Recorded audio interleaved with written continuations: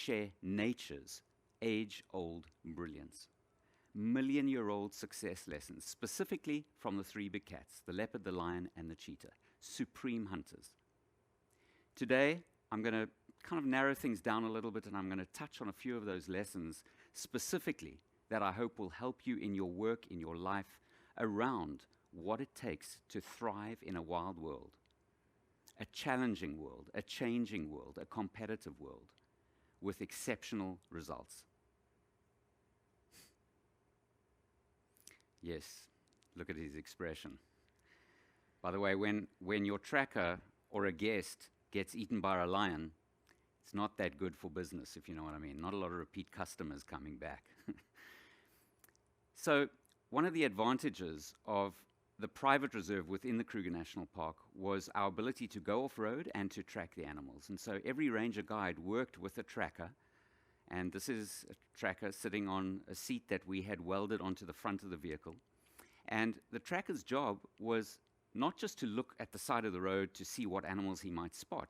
His job was to look at the road as well, to look for fresh spoor, footprints, any evidence of the big five. Now, the big five are the 5 most dangerous animals to hunt on foot. That's how they get their name. But when people come on safari, there's an enigma and a mystery around seeing the big five, and those tend to be the 5 animals that 5 of millions of organisms in the ecosystem, but those 5 tend to be ones that folks want to see. And so we spent a lot of time tracking the big 5. And those big 5 are lion, leopard, elephant, rhino, and buffalo. The process of tracking was one where the tracker sat on the front of the vehicle on that seat. If he found fresh tracks, he would alert the guide, and we would examine the tracks. If the tracks were fresh enough, we would follow those tracks on foot, leaving the guests in the vehicle where they're perfectly safe, provided they don't decide to get up and go walkies.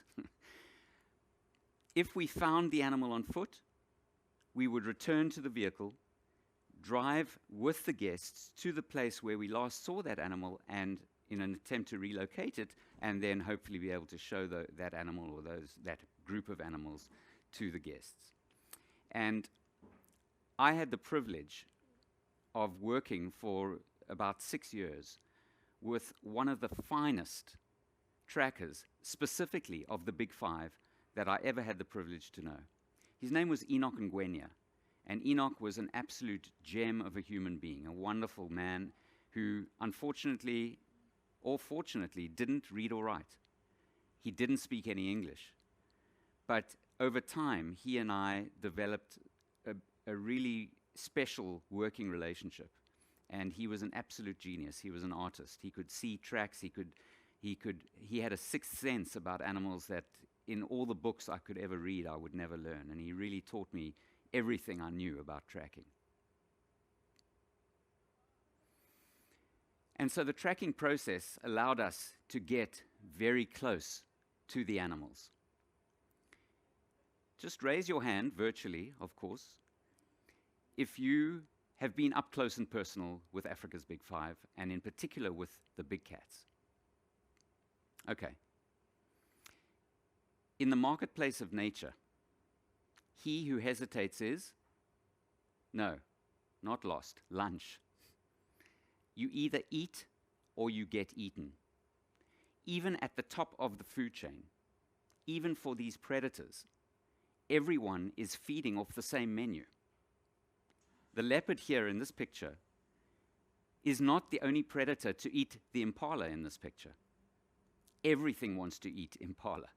Leopard, lion, cheetah, wild dog, hyena, they all prey on impala. And so everyone is hunting in the same market. And it's fiercely, sometimes fatally, competitive.